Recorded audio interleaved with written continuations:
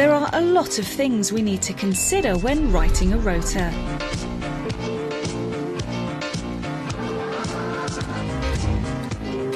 It's all about putting the right people in the right place at the right time.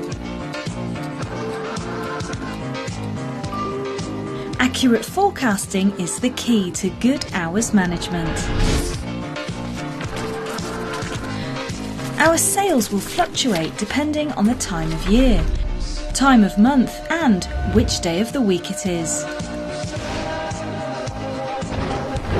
We must check the weather forecast regularly.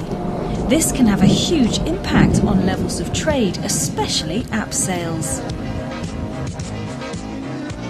We also need to look at our sales and volumes like for like, as it's vital that we plan for long-term growth.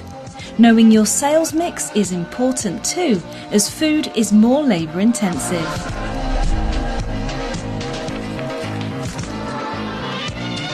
Once we have worked out how many hours we have to use, there are a number of things to consider before putting people on shifts.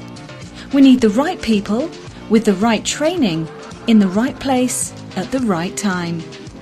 Once we know who is needed and when they are needed, we also need to think about what they have worked previously, their availability, their guaranteed minimum hours, and any working restrictions they have, such as being under 18. We mustn't forget to check for any holidays that have been authorised, which should have been entered onto the system in advance. Is anyone due to attend a training course?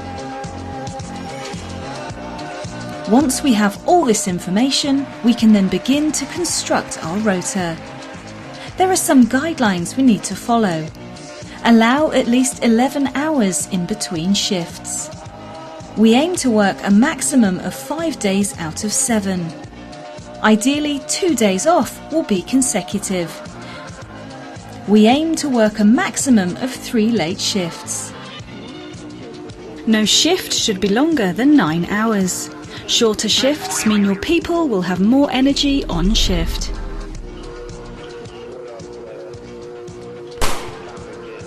Staggering starts are a great way of making small savings which all add up.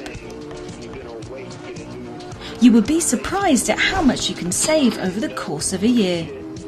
Whilst taking into account our levels of trade when writing the rota is very important, there are many other considerations that need to be made for tasks that need to be completed on shift. We need to allow time for adequate shift handovers to take place. Admin tasks such as stock and rota planning, other tasks such as taking in deliveries, line cleaning, cleaning jobs and carrying out prep. We also need to consider what training needs to be carried out on shift and who will carry it out. Is there a team leader or training buddy on each shift? And what about manager training? All of these things will help you to develop a rota that is right for your pub. This will make for a happy team and happy customers.